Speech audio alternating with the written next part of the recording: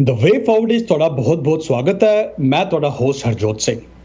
ਸਾਡੇ ਵਿਊਅਰਸ ਕਈ ਵਾਰ ਸਾਨੂੰ ਇਹ ਡਿਮਾਂਡ ਕਰਦੇ ਨੇ ਕਿ ਅਸੀਂ ਇਸ ਮੁਲਕ ਵਿੱਚ ਬਜ਼ੁਰਗਾਂ ਵਾਸਤੇ ਜੋ ਪ੍ਰੋਟੈਕਸ਼ਨਸ ਹੈਗੇ, ਜੋ ਗਵਰਨਮੈਂਟ ਦੇ ਪ੍ਰੋਗਰਾਮਸ ਹੈਗੇ, ਉਹਨਾਂ ਬਾਰੇ ਗੱਲ ਕਰੀਏ।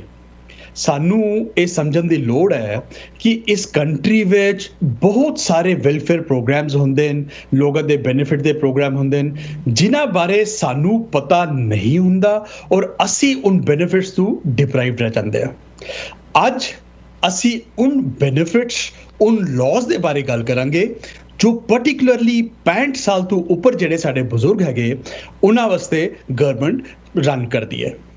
ਅੱਜ ਅਸੀਂ ਬੜੇ ਸ਼ੁਕਰਗੁਜ਼ਾਰ ਹਾਂ ਔਰ ਖੁਸ਼ ਨਸੀਬ ਹਾਂ ਕਿ ਸਾਡੇ ਵਿੱਚ ਅੱਜ ਮੌਜੂਦ ਹਨ ਜੱਜ ਡੇਵਿਡ ਕ੍ਰਿਸ਼ਬਲਮ, ਜੋ ਕਿ 24 ਸਾਲ ਵਾਸਤੇ ਕੁਈਨਸ ਫੈਮਿਲੀ ਕੋਰਟ ਵਿੱਚ ਜੱਜ ਰਹੇ ਨੇ।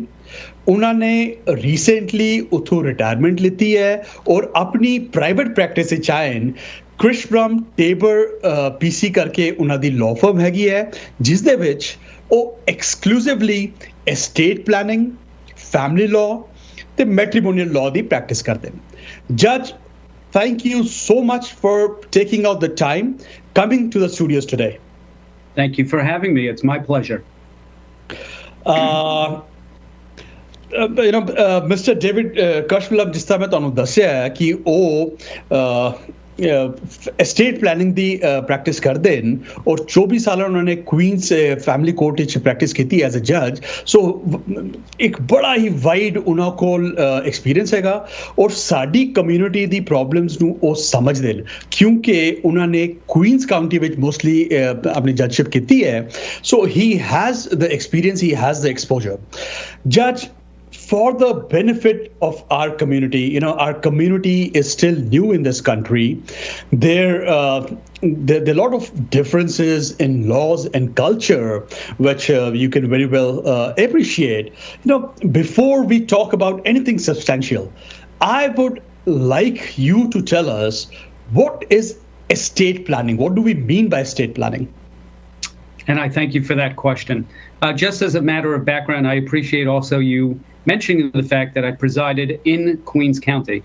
Queens County, and I had gone on many lecture tours as well as conventions nationwide with other members of the judiciary. Queens County is the most eclectic population in the entire United States.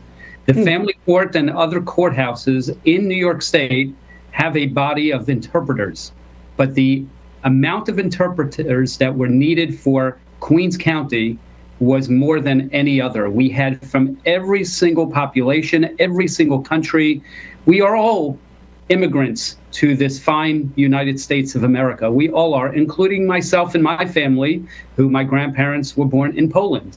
So I'm certainly appreciative of the fact that your community, who I got to know under circumstances sometimes that were not so pleasant as a family court judge, but I had many people from your population before me, and I also had one colleague of mine who was also from your community and got to know her over time, and I certainly am very appreciative of your culture, of your tradition, of your family values, of your love for each other, as well as for your entrepreneurship. I'm intrigued by the fact that your community is hardworking and sincere and conscientious in wanting to do everything they can to make themselves profitable and successful and to be able to provide for their family. So it really transmits a message that I identify with, and therefore, again, it's my pleasure to be on this program.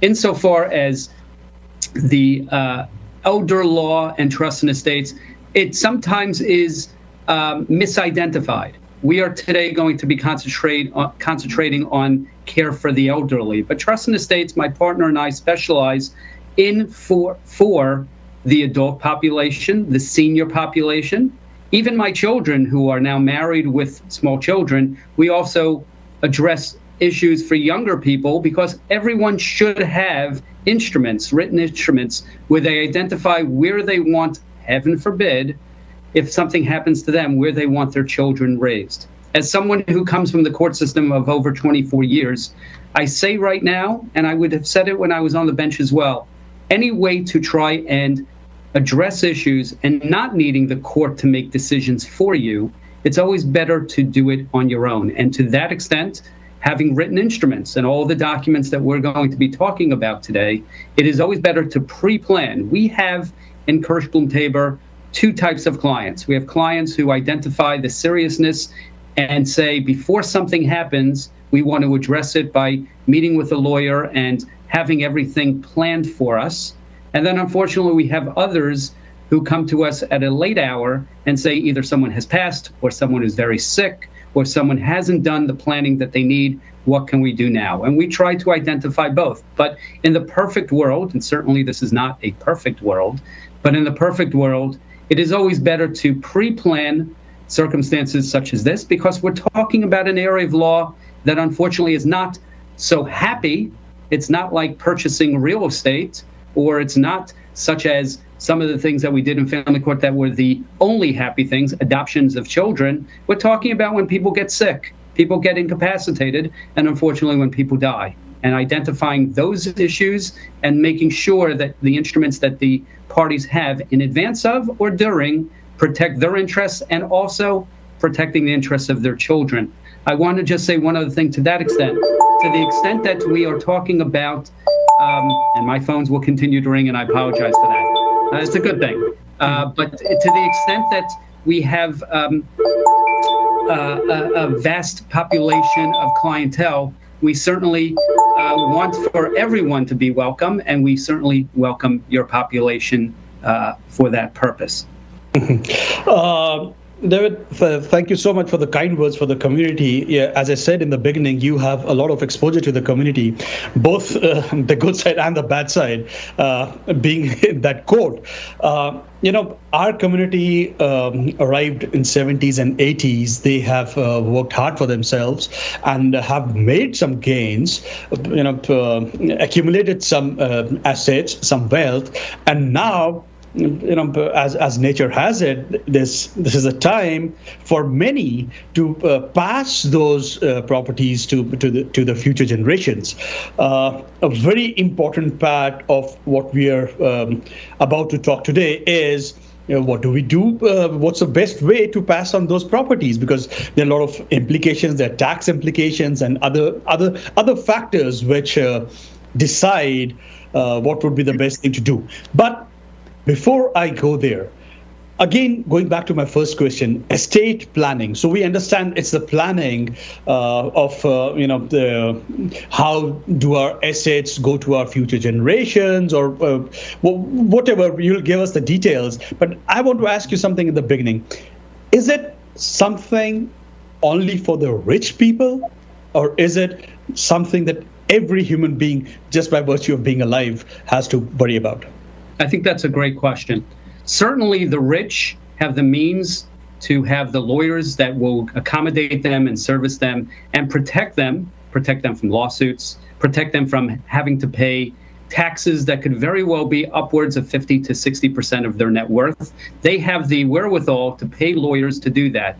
But we should take an example of that from them, that even for those who don't have that kind of wealth, anybody who has worked hard in their lifetime to accumulate anything, whether it's just one primary residence, whether it is one type of business, they work very hard. And when you talk about a population such as yours that have come to this country with pretty much nothing and taken from that and build with hard work, with 24/7 care and concern to conduct their business while also maintaining their family, it would be terrible. It would be tragic, truly, for them to not have the necessary tools and instruments to protect them as well, and also to ensure, and I say this as a true,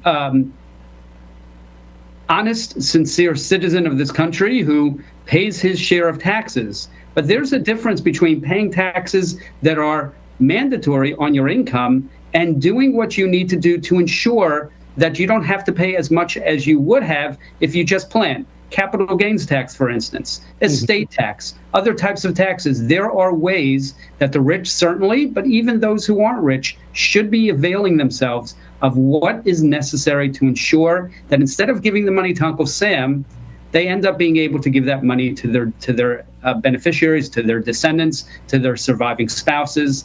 And so therefore, this is not an area of law for the rich. This is an area of law for everyone.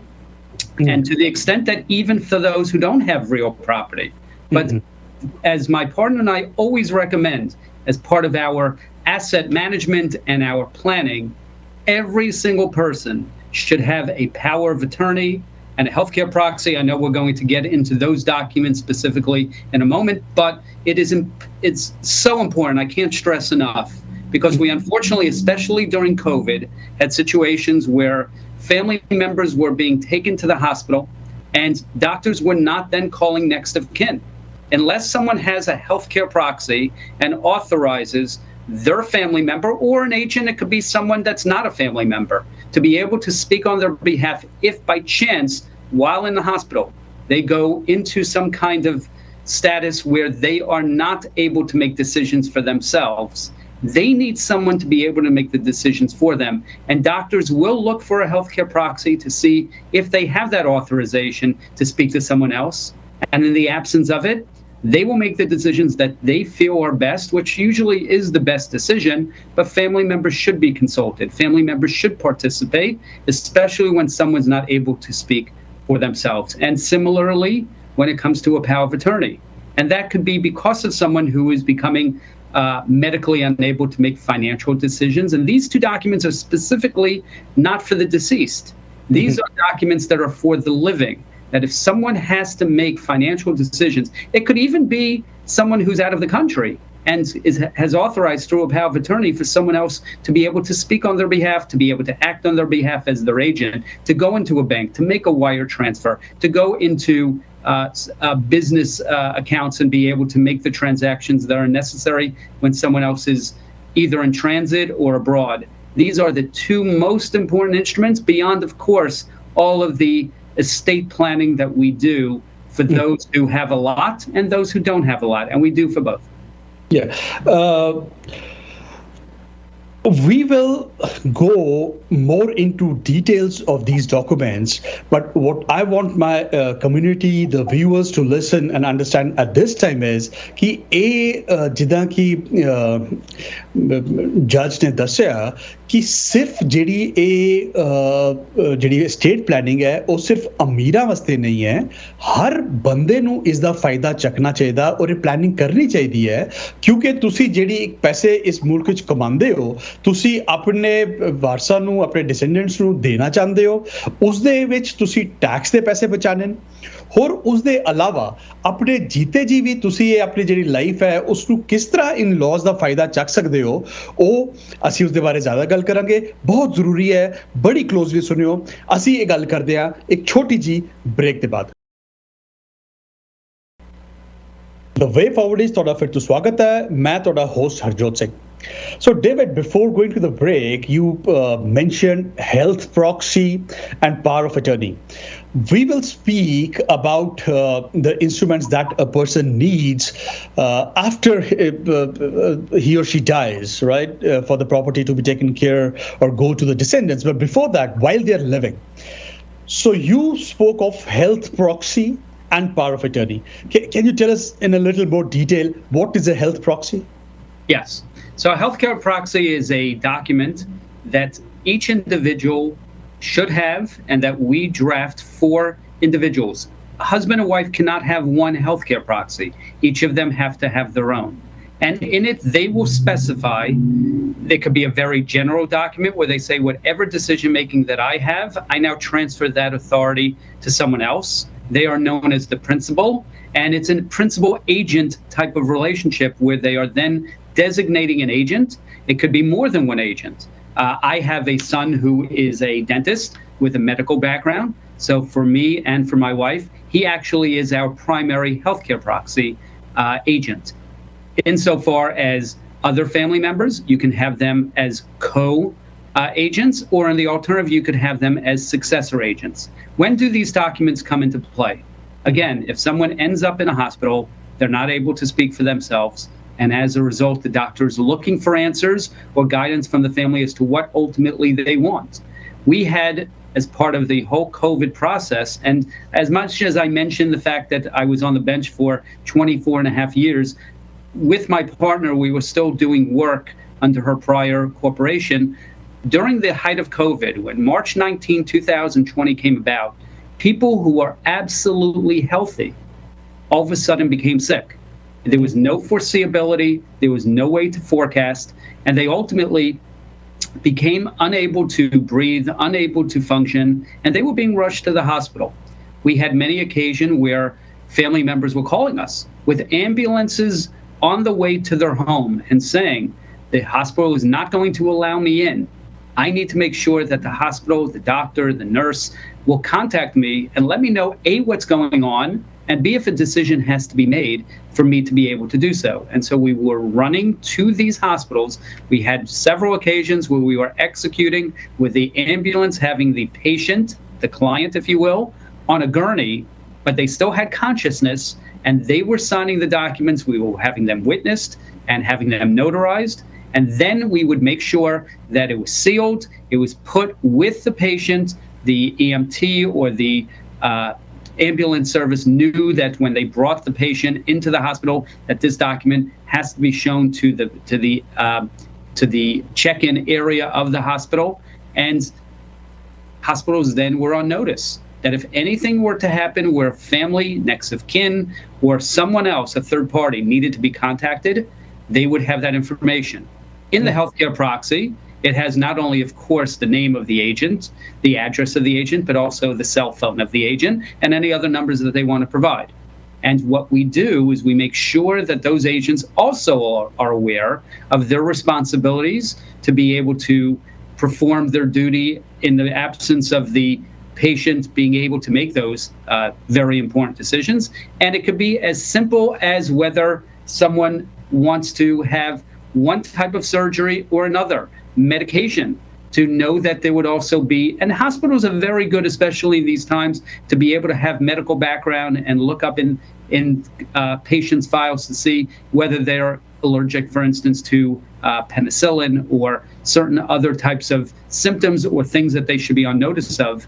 But it's always more helpful for once decisions having to be made, they could be minor, they could be major, to have someone that they can contact and say, we saw the healthcare proxy, we're contacting you as a result, and we're just letting you know, A, what's happening, which they don't have a duty to do otherwise, and B, here's a decision that we're contemplating, and we'd like to hear what you say, since the patient has authorized you to speak on their behalf. So in absence of a health proxy, does the spouse have that power to take the decision?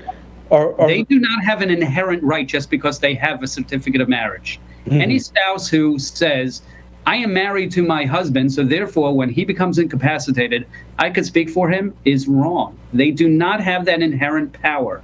Some husbands might say they don't want their wife to make the decision. They might rather have a third party make that decision, someone with a medical background. But that's a case-by-case situation. But there is no automatic right by a spouse to speak for their spouse. My wife likes to speak on my behalf on more than many occasions, but insofar as medical determinations, they do not have that inherent right. They need authorization.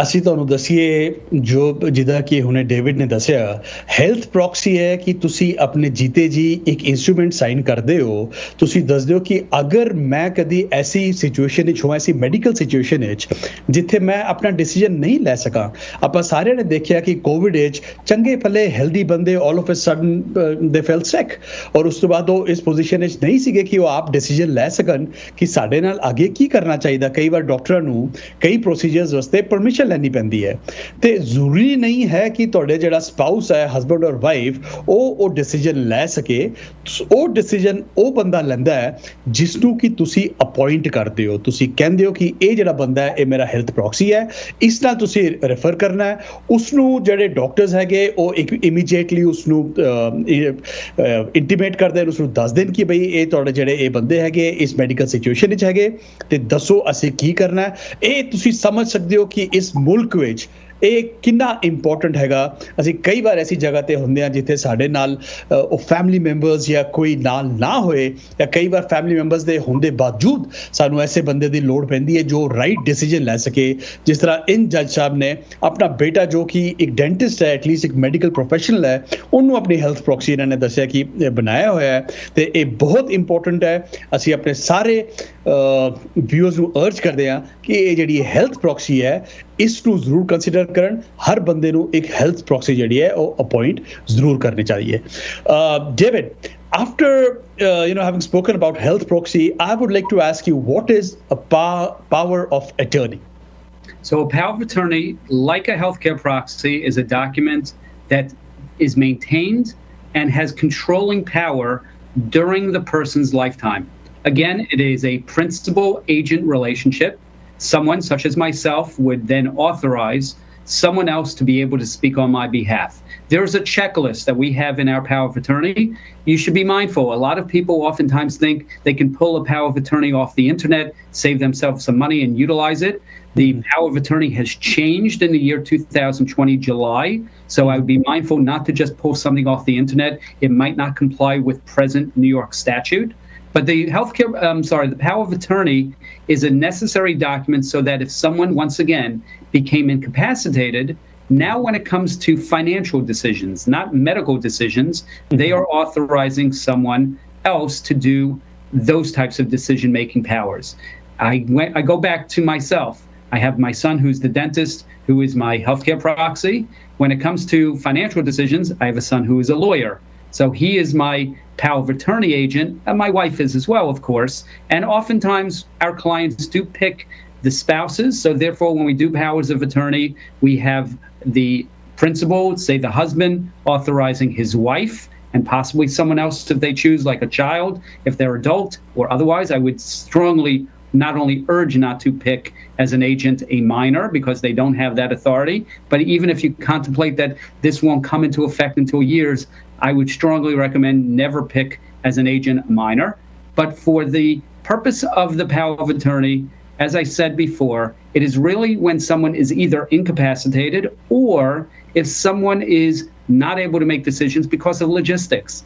My wife and I hope to be traveling this coming summer abroad, and I have a power of attorney. If by chance something happens, we run out of money, we need a wire transfer, something happens in our home and there has to be payments made to a contractor or to an electrician or to someone else, I have authorized someone else to be able to access my funds, make the payments that are necessary, and make the decisions that are necessary. And so therefore, the power of attorney that I have given is one in which it's very specific but general in authorization, giving pretty much all power to them. So of course, you want to pick an agent who you can trust, someone that you have a relationship with, someone who is mindful of your interests and what your wants are. And I would also stress that you don't have to be too concerned that they might make unilateral powers, because the agent who receives these powers have what's called a fiduciary duty. They just can't take your money and spend it and go to Las Vegas or to go to Marrakesh. They have to make sure that this money is being spent as their authorization dictates for what your interests are, what your responsibilities are. They cannot use it for themselves. Otherwise, they would be what's called breaching their fiduciary duty, and then they could be brought up on charges for it. So obviously, you want to pick someone who you could trust and someone that is financially has the acumen and the skill set to handle bill paying. But it is, again, an incredibly important document, not just for the elderly, but even for the middle-aged and for the young. Any adult who might have a decision that they make themselves and possibly cannot for circumstances we've discussed should have an agent who can make it for them. David, again, is the spouse a natural right holder to make those decisions, or you need this power of attorney to make those decisions? That's a really great question, once again, because oftentimes spouses believe that they have every inherent right. Now, certainly, if there's an account that's in joint name, then both husband and wife who are account holders have access to that money in full. Each of them can spend the money as they see fit, and the entirety of that account, if it's a joint account, would be able to be managed and bill paying and spending by each of them. But the inherent right of a spouse to be authorized to make all kinds of other decisions for the other, they do not have that inherent right. Only with a power of attorney do spouses have the right to be an agent, and specifically for the property and for the financial assets that are not in joint name. David, we will continue. ਅਸੀਂ ਇਹ ਗੱਲ ਜਾਰੀ ਰੱਖਾਂਗੇ ਇੱਕ ਛੋਟੀ ਜੀ break ਦੇ ਬਾਅਦ। ਤੁਸੀਂ ਦੇਖਦੇ ਰਹੋ The Way Forward। The Way Forward ਵਿੱਚ ਤੁਹਾਡਾ ਫਿਰ ਤੋਂ ਸਵਾਗਤ ਹੈ। ਮੈਂ ਤੁਹਾਡਾ ਹੋਸਟ ਹਰਜੋਤ ਸਿੰਘ। ਤੇ ਬ੍ਰੇਕ ਤੇ ਜਾਣ ਤੋਂ ਪਹਿਲੇ ਜੱਜ ਸਾਹਿਬ ਨੇ ਦੱਸਿਆ ਕਿ ਜਿਵੇਂ ਮੈਡੀਕਲ ਡਿਸੀਜਨਸ ਲੈਣ ਵਾਸਤੇ ਸਾਡੇ ਕੋਲ ਹੈਲਥ ਪ੍ਰੋਕਸੀ ਹੁੰਦੀ ਹੈ, ਉੱਦਾਂ ਹੀ ਜਿਹੜੀ ਫਾਈਨੈਂਸ਼ੀਅਲ ਡਿਸੀਜਨਸ ਹਨ ਉਸ ਵਾਸਤੇ ਸਾਨੂੰ ਪਾਵਰ ਆਫ ਅਟਰਨੀ ਚਾਹੀਦੀ ਹੈ।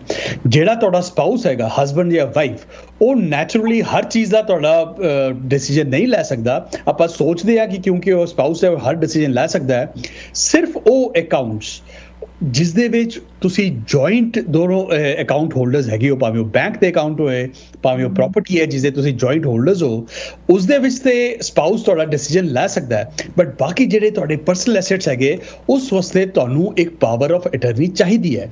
ਇਸ ਕਰਕੇ ਅਗੇਨ ਬਹੁਤ ਜ਼ਿਆਦਾ ਜ਼ਰੂਰੀ ਹੈ ਕਿ ਤੁਸੀਂ ਜਿੱਥੇ ਇੱਕ ਹੈਲਥ ਪ੍ਰੋਕਸੀ ਰੱਖਦੇ ਹੋ ਉੱਥੇ ਹੀ ਇੱਕ ਪਾਵਰ ਆਫ ਅਟਰਨੀ ਨੂੰ ਵੀ ਅਪਾਇੰਟ ਕਰਨਾ ਕਿਸੇ ਵੀ ਵੇਲੇ ਕੁਝ ਵੀ ਹੋ ਸਕਦਾ ਹੈ। ਇਹ ਜਿਹੜੀ ਕੈਪੈਸਿਟੀ ਹੈ ਤੁਹਾਨੂੰ ਕਿਸੇ ਨੂੰ ਦੇਣੀ ਪਏਗੀ ਕਿ ਉਹ ਤੁਹਾਡੇ ਵਾਸਤੇ ਫਾਈਨੈਂਸ਼ੀਅਲ ਡਿਸੀਜਨਸ ਲੈ ਸਕੇ।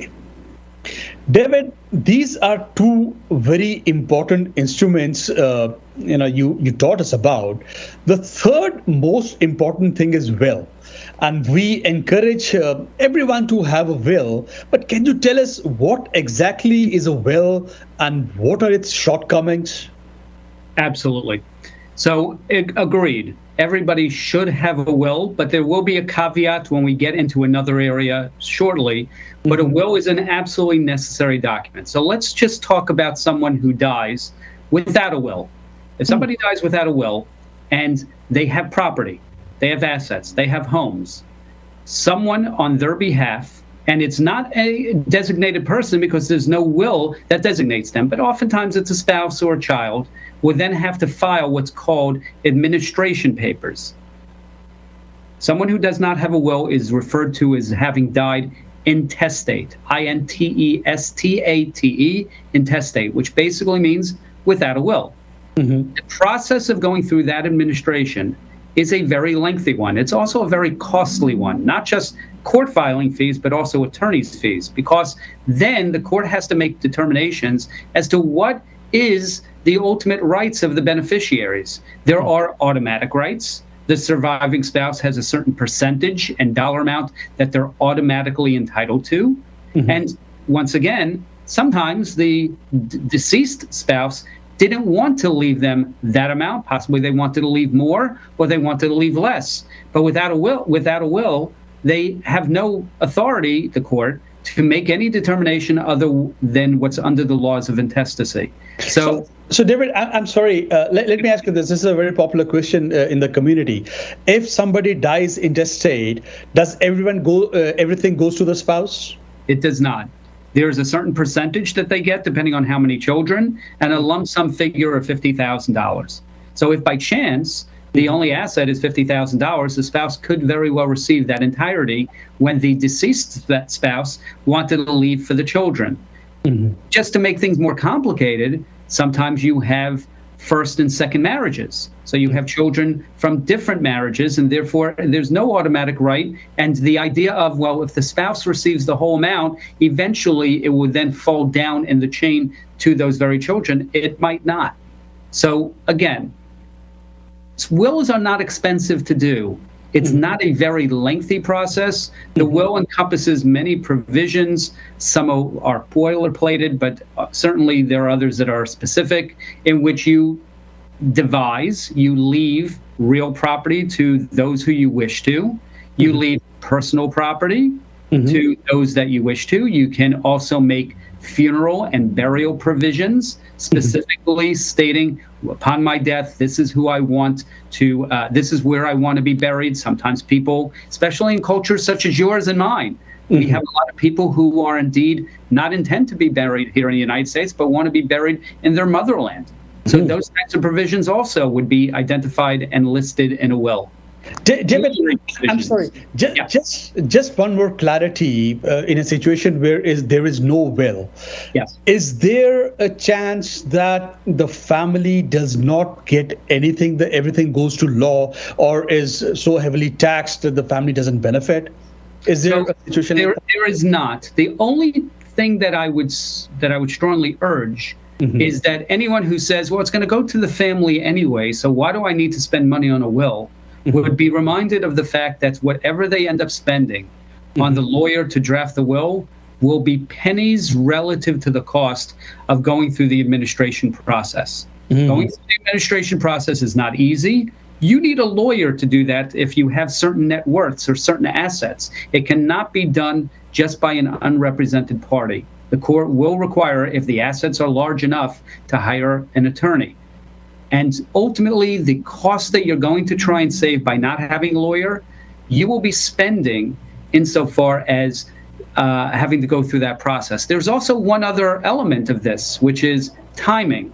Oftentimes, you have property upon death in which the surviving spouse or family members want to convey and transfer that property to someone else. There's just too much emotional baggage in maintaining that property. They want to sell it. They want to transfer it. Without the authority by the court to allow you to, that property can stay in the family name. All of the taxes, all of the running charges and carrying charges for that property will have to be maintained by the surviving children. And until there's authority to have the money that the decedent, the person who died, transferred over, sometimes the family members have to utilize their own money to be able to pay those charges that are presently incurring. Not something that people are necessarily so comfortable in doing. Of course, they'll have the right, ultimately, when the administration process is complete, to be paid back. But once again, and oftentimes the terminology or the phrase is penny wise, pound foolish. To save money by not doing a will, you will indeed spend that money through the administration process. But to answer your question, there is no law that says that without a will, everything goes to the government, everything goes to the state. There is not that. Unless, of course, somebody dies without beneficiaries that are automatic, such as surviving spouse, children, siblings. If somebody dies without a family unit, then the state has to ultimately, or the surrogate court has to ultimately determine, well, who's entitled to this? And one more thing that I just want to add.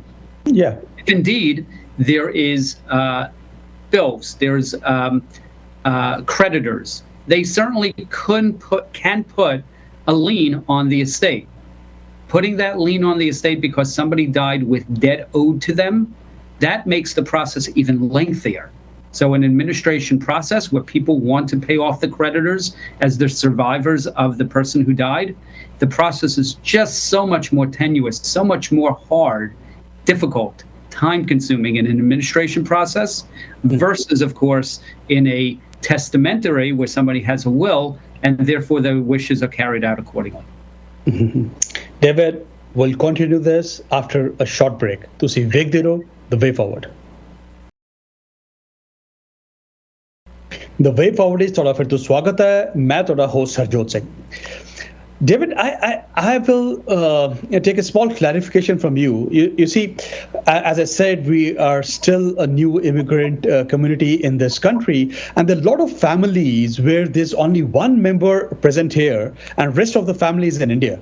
So if that person has to appoint a health proxy or a power of attorney, can they appoint somebody sitting outside the country? They can.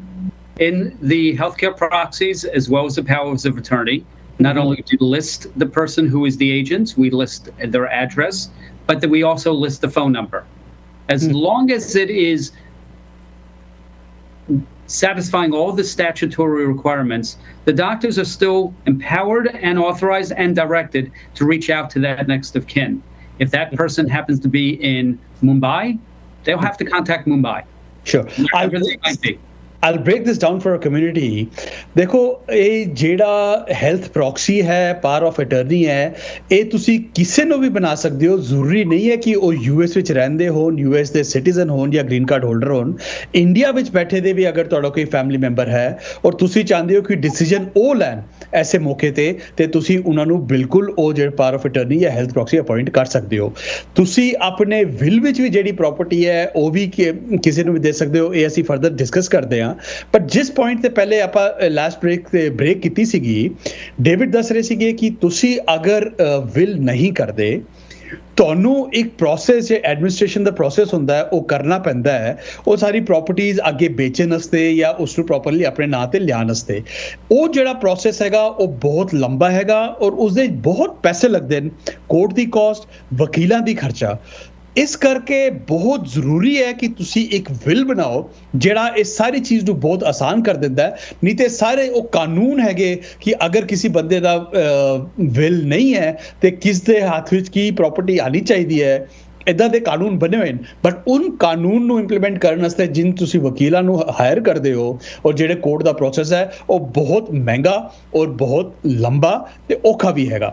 David, you were telling us about the wills. Is will the best way to transfer your property after you no more living? So that's really a great question and a complicated question, and it certainly bears on the case-by-case basis. For some, the will is the less costly and the instruments that will meet the parties who come into our office and say, this is what we want to do, because this is what not only we want to spend, but we're not concerned about the timing of the court system when a husband and wife both own a property. And look, sometimes, unfortunately, there's tragedy and disaster that is not something foreseeable, and there is simultaneous passing, car accidents and the like. But usually, one spouse passes before the other spouse passes. So property that's in both their names, once one spouse passes, it obviously, under the deed, becomes the property of the other. So when clients say, we want to have a will and we're prepared to understand the timing and the cost with the court system of probating the will, then we certainly are not going to talk them out of it. But we do have many clients who choose otherwise, and for good reason. We have those who decide that they want to do what's called irrevocable trust, that they want to start transferring their property into a trust for purposes of making sure that it doesn't have to go through the probate process, that it already has been transferred into a family trust so that without the court system designating and allowing for the transference of the property, the trustee, like an agent, the person who is authorized to then sell the property, transfer the property, lease, rent the property, has that authority to do so. And for the people who come to us who are the elderly, remember, trust and estates in part is also elder law. We do a lot of work for the elderly, 65 and above. For those who cannot afford, and many are included, myself is included, long-term care insurance is one of the most costly insurances out there. Securing a policy that will give you long-term care to be able to be in a facility, in a nursing home, in a skilled facility. We're talking about what could very well be thousands or tens of thousands of dollars per year, and over the lifetime, it could be hundreds of thousands of dollars that you're paying in a policy. So what do people do? Because they can't afford it, or because they realize that the limitation on that long-term care is also limiting. They should not call it long-term care, they should call it limited care. Because what they oftentimes do, these insurance companies, is they give you a per-day allowance. My mother, who unfortunately had a stroke, has long-term care. It's $150 a day. You go into a facility now in New York, the cost of that care could be upwards of $400 to $500 per day, which if you calculate over the course of a year's time times 365, this could be $150,000 per year. Nothing close to what my mother has insofar as long-term care. So if you don't then do some kind of planning, you're going to be out of pocket a lot of money. So what do people do? They transfer their properties into a trust for purposes of then ultimately going on Medicaid. there is a misunderstanding when it comes to Medicaid. Now, we'll talk about Medicare in a moment, but Medicaid oftentimes is referred to as insurance for the poor. And it is true that people on public assistance are usually on Medicaid. But Medicaid is also available to seniors who meet certain criteria when it comes to their assets. We have people who have multiple homes, who have businesses, who have lots of assets of liquid as well as non-liquid, whether we're talking about bank accounts and securities, and they transfer a lot of this property into their trust, into the family trust, and then they become Medicaid eligible. And this is all not only authorized, but this is exactly what the Medicaid for Senior plan is specifically for, to allow those seniors to be able to then have Medicaid as an alternative. They can then get either access to facilities, or as many people wish, they want to stay in their homes. And through the Medicaid plan, you can then have what's called community Medicaid, which is where you have home health attendants through the Medicaid program who will come to the home for a certain amount of hours. Some actually need 24/7 care for all of their necessaries because they're not able to handle any of their particular needs, whether it's food or bathing or toileting or medication dispensing. And they will be able to have, through the Medicaid program, someone who's able to come to their home. So it is not just for the rich, it is for those who think ahead and ultimately realize the cost of not doing that type of care. David, at the top of the program, I said that we'll talk about the benefits that they're there for seniors, under elder law and Medicare and all that. But I think this particular thing, it's so sophisticated and so important that it needs an entire episode. We will request you to come again and talk about that at length. I hope you'll find time for us. It's very important for the community. It's very important for our viewers. Today, I will, probe a little further into wills, and that's what we'll do. Can you please quickly tell us what's the difference between a probate and administration? So probate versus administration simply is someone who has a will and someone who doesn't have a will. If someone comes to our office and says, my father died and had no will, then we will ask them for documentation insofar as assets. Did they have a house? Did they have bank accounts? What exactly did they have as part of their portfolio? And then we will file a petition for administration. We're going to the same court and we're asking them to make determinations in the absence of a will to allow for the next of kin. Sometimes we actually have to do some type of research insofar as finding people, diligent searches. We have what's called an affidavit of heirship, where we ask a third party to attest to the fact that they knew the person who passed intimately and well, and be able to attest that the person who is the surviving child is their only child.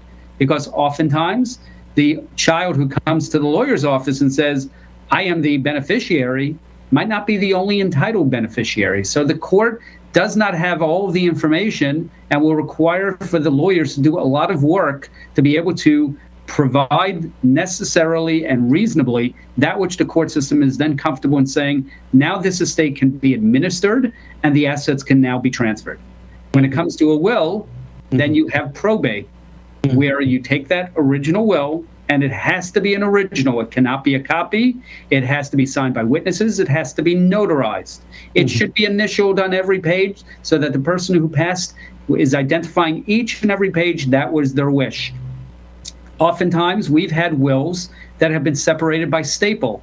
The court will disqualify a will if there's any alteration or if there is a removal of staples, because they have seen everything, including the slipping of one piece of paper that changes a very important provision from what originally was another. So do not take your staples out of your wills once it is stapled. Another very important thing that I want your audience to know is that just because you did a will before does not mean that you can't do a will again. Wills have no legal authority, no legal power until death. You can write 30, 40, 50 wills. The only one that will count is the last one, because it is a superseding document. All the prior ones are superseded by the latest. But you want to then make sure to have it safekept and to put it in a place where it's not going to be susceptible to water or fire or any other damage, and that it can be located by your beneficiaries, by your family members. Because if they can only find the will that might have been will second to the last, that's the one they're going to probate, and might not be what the person who died's wishes were. You want to make sure that the latest will is identified, filed, and then wait for the court system to authorize its designations. David, we have run out of time today. This is so important. This is so enlightening. I thank you so much, and I really request, I think we'll have to continue this. We'll request you to come to the studios again. Help our viewers. I hope ਸਾਡੇ ਸਾਰੇ viewers ਨੇ ਇਹ ਸਾਰੀ ਗੱਲ closely ਸੁਣੀ ਹੋਣੀ ਹੈ। ਸਾਨੂੰ ਅਸੀਂ ਇਸ ਗੱਲ ਤੇ ਇਹ ਗੱਲ ਅਸੀਂ ਜਾਰੀ ਰੱਖਾਂਗੇ, ਕਿਉਂਕਿ ਹਾਲੇ ਵੀ ਬਹੁਤ ਇੰਪੋਰਟੈਂਟ ਚੀਜ਼ਾਂ ਹੈਗੀਆਂ, ਬਹੁਤ ਇੰਪੋਰਟੈਂਟ ਐਸੇ ਐਸਪੈਕਟਸ ਹੈਗੇ ਜੋ ਅੱਜ ਅਸੀਂ ਕਵਰ ਨਹੀਂ ਕਰ ਪਾਇਆ, ਜੋ ਅਸੀਂ ਕਵਰ ਕਰਾਂਗੇ ਅਸੀਂ ਆਪਣੇ ਆਉਣ ਵਾਲੇ ਐਪੀਸੋਡਸ ਵਿੱਚ। David, thank you so much for taking all the time today. Thank you, and thank your audience for listening. Sure. ਇਹ ਸੀ ਸਾਡਾ ਅੱਜ ਦਾ ਸ਼ੋਅ। ਤੁਸੀਂ ਵੇਖਦੇ ਰਹੋ The Way Forward।